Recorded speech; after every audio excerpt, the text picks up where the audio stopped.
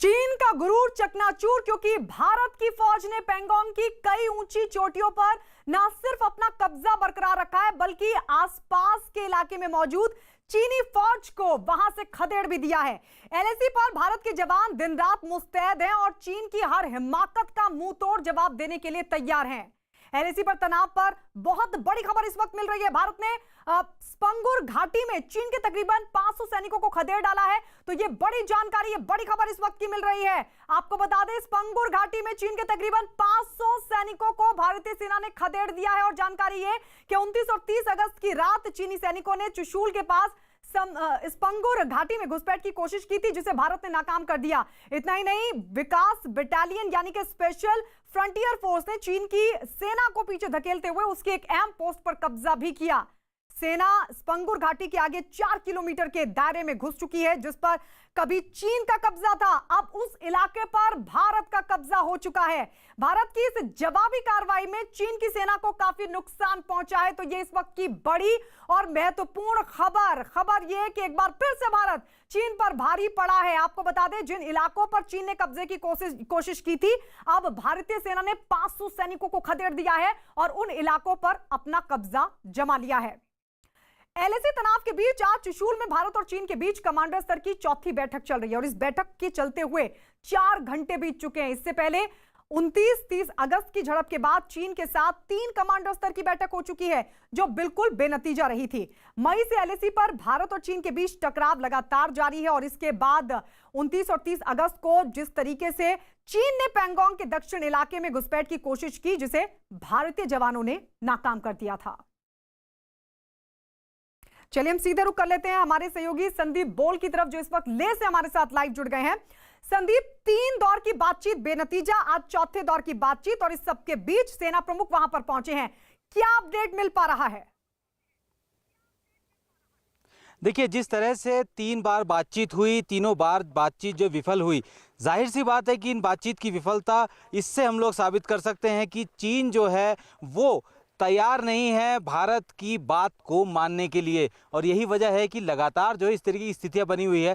आज सुबह तकरीबन 11 बजे के आसपास जो है चुशूल में चौथी बार जो है बातचीत शुरू हुई है। लगातार बातचीत हो रही है, 31 तारीख से लगातार बातचीत हो रही है। 4 से 5 घंटे से ऊपर ज़्यादा जो है ये बातचीत चल रही है। और ऐसे में अब इस वक्त जो है सेना प्रमुख भी जो लेह में है, 2 दिन का दौरा है उनका, उनको एक एक चीज़ के बारे में, हालांकि दिल्ली में भी पूरा ब्रीफ मिलता है, लेकिन अब वो ग्राउंड पे आकर हर ब्रीफिंग को ले रहे हैं और पूरी तरह से आश्वस्त कर देना चाहते हैं देश को कि जिस तरीके की स्थिति में इस वक्त हम लोग वहां पे मौजूद है वो वाकई मजबूत स्थिति है। स्पांगुर गैप की आपने बात की, स्पांगुर गैप जो है वो जगह है, तकरीबन वो जो सदर्न पार्ट ऑफ पेंगोंगसो है उसके पास का इलाका है, तकरीबन 2 किलोमीटर का एक पूरा गैप है। वहाँ पे 29 और 30 तारीख को जो है चीन के सेना बड़ी तादाद में अपनी आर्टिलरी, बख्तरबंद गाड़ियाँ और टैंक के साथ उधर आता नजर आया। क्योंकि भारत को पहले से पता लग गया था, भारत ने पूरी तरह से अपनी सर्विलांस सिस्टम को इतना मजबूत किया था कि चीन की एक एक जो हरकत है उसको हम देख रहे थे और उनको वहाँ से खदेड़ा। आज जो सबसे बड़ी खबर यही है कि जो स्पांगुर गैप से अगर हम लोग बात करें 70 किलोमीटर दूर तक जो कि सीधा एलएसी तक जाती है, वहाँ तक जो है महत्वपूर्ण चोटियाँ, जो कि 1962 की लड़ाई जहाँ सबसे ज़्यादा हुई थी, रिजांगला हो, वहाँ जो है मेन जो पोस्ट है उनको जो है हम लोगों ने कैप्चर किया हुआ है। चीन कहता है कि वो उनकी पोस्ट है, उनकी जगह है, हमारा मानना है कि वो हमारी जगह है। तो ऐसे में चीन कोशिश इस बात की कर रहा था कि उन सब इलाकों में भी जो है अपने आप को तैनात कर सके जहां पे 1962 में भी विवाद हुआ था। लेकिन भारत ने इस चीज को समझते हुए, बड़ी खबर संदीप, बड़ी खबर अपने दर्शकों को बता दें, भारत चीन के बीच तनाव पर इस वक्त की सबसे बड़ी खबर। चीन के साथ बढ़ते तनाव के बीच भारत ने एलएसी पर जवानों की तैनाती को बढ़ा दिया और जानकारी ये कि भारतीय फौज ने पूर्वी लद्दाख की चोटियों पर कई नई चौकियां बनाई हैं।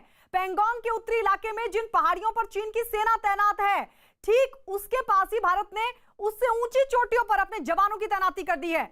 आपको बता दें, उत्तरी पैंगोंग में भारतीय सेना कुछ चोटियों पर चीन से एडवांटेज में है।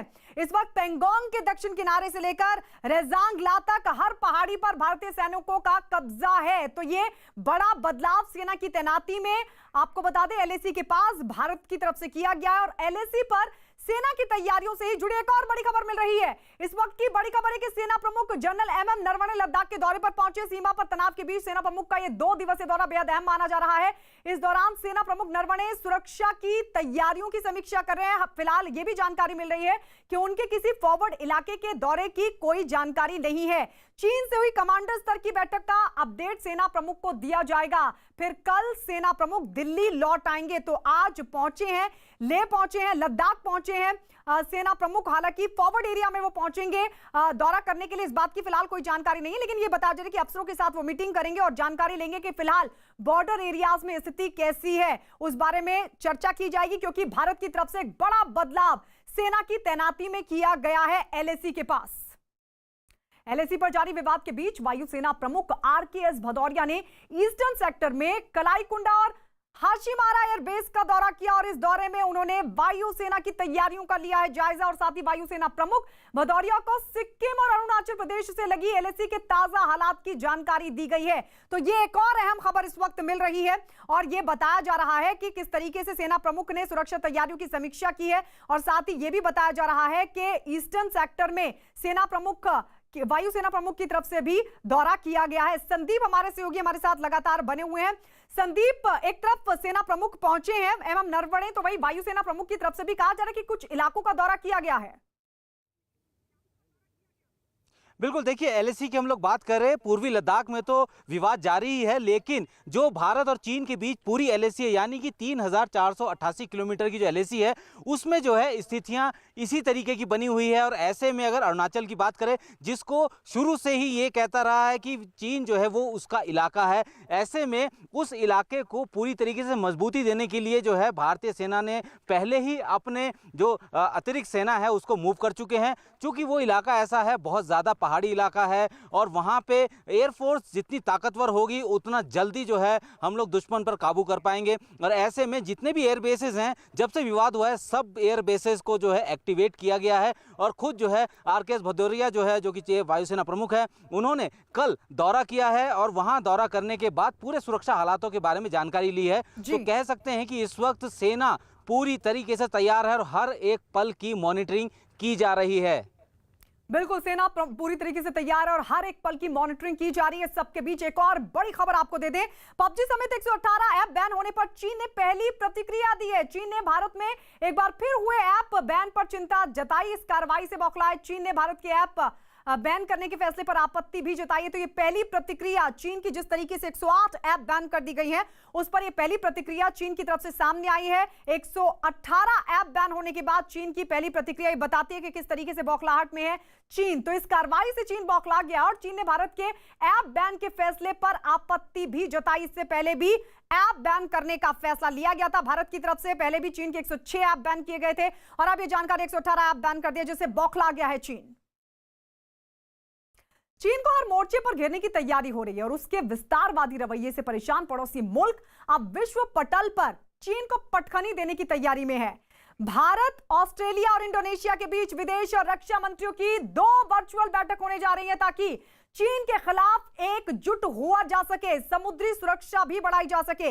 और इस महीने के आखिर में यह जानकारी कि विदेश मंत्री एस जयशंकर, ऑस्ट्रेलिया के विदेश मंत्री मरीज पायने और इंडोनेशिया के विदेश मंत्री रेतनो मुर्सडी के बीच बैठक होने की उम्मीद है।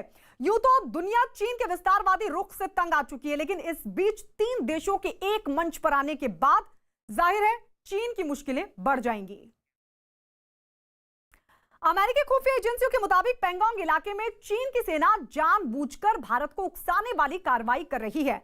अमेरिका की खुफिया एजेंसियों की रिपोर्ट के मुताबिक चीन की सेना जानबूझकर भारत के क्षेत्र में दाखिल हुई है ताकि भारत को उकसाया जा सके, लेकिन भारतीय सेना ने बिना कोई नुकसान उठाए चीन की सेना को पीछे धकेलकर अपनी स्थिति को और भी ज्यादा मजबूत कर लिया है। अमेरिका की खुफिया एजेंसियों की माने तो चीन अब इस बात से बौखलाया हुआ है कि उसके स्थानीय कमांडर ने भारत के साथ झड़प होने के बाद पीछे हटने का फैसला आखिर कैसे ले लिया। अमेरिका का मानना है कि लद्दाख क्षेत्र में चीन को मुंहतोड़ जवाब देने के लिए भारतीय सेना बेहद मजबूती और मुस्तैदी के साथ तैनात है। मेरा चौकस मानना है कि अभी इस तारीख के अंदर, और ख़ास करके जब तनाव की परिस्थिति है भारत और चाइना के बॉर्डर पे, इस परिस्थिति के अंदर चाइना का जो स्टेप है, शायद मेरा ऐसा मानना है कि लोगों को ध्यान ले जाने के लिए शायद ये हरकत की होगी।